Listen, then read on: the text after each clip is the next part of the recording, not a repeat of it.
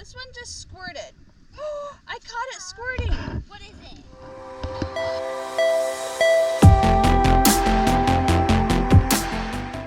Hello, parental units.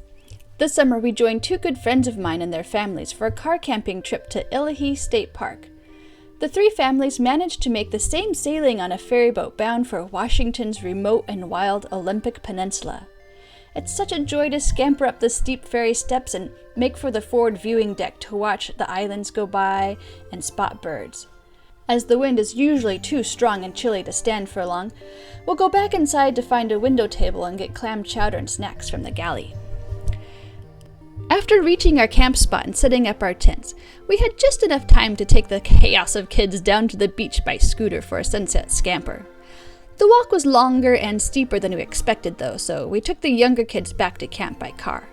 Each family unit reserved a camp spot to put up a tent, but we picked the largest for our common food prep area and fire. As is to be expected, some young kids do remarkably well sleeping in a tent away from home, and some have trouble becoming accustomed to strange surroundings come nighttime.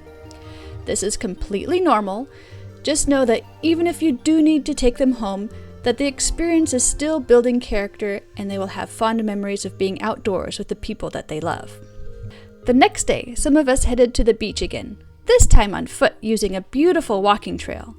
Pacific Northwest Geek Dad stayed back for some much-needed downtime while my good friend and I headed to the beach with our 4 kids prepared to explore the low tide and get wet and sandy.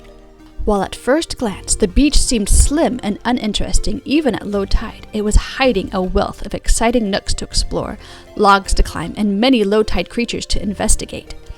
There was a fallen log that made for an especially fun jungle gym and created a shady grotto between itself and the bluff. The beach grotto.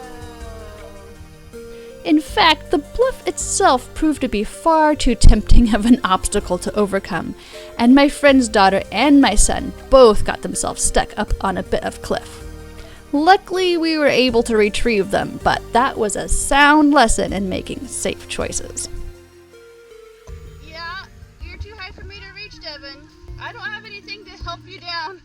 Devin, I literally have no way to get you down. Oh my gosh. You can find so much under just a single rock. Finding the jackpot crabs. While my friend went off to play in the sand with the boys, I took the girls to find the low tide creatures and were rewarded with many scuttling crabs. This one just squirted. I caught it squirting. What is it? I don't even know, but it's gonna come from right there. This one's about to go. Closed up surf anemone, barnacles, oyster shells, and to our delight, some kind of creature that squirted water. We saw more and more of this strange gravelly sand-dwelling thing the more we looked. As it turns out, it was a clam that I know is famous in our region, but have never noticed or realized what it was in the wild before. This is one of those amazing purple ones. It was, in fact, the Pacific Geoduck, which is the largest burrowing clam in the world. They bury themselves deep in the sand of the tidal flats, or in this case the gravel, and live out their long lives underground with only a double siphon poking out. I want to make it squirt. Oh my gosh, what is that? I have no idea what these things are.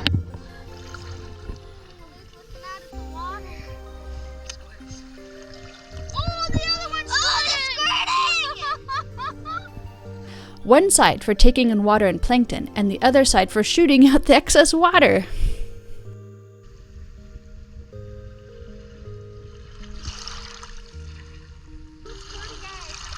More fun was had at camp, letting the kids explore the campground by scooter and making s'mores around the fire. We're waiting. You're riding. I'm waiting. I'm waiting. Go!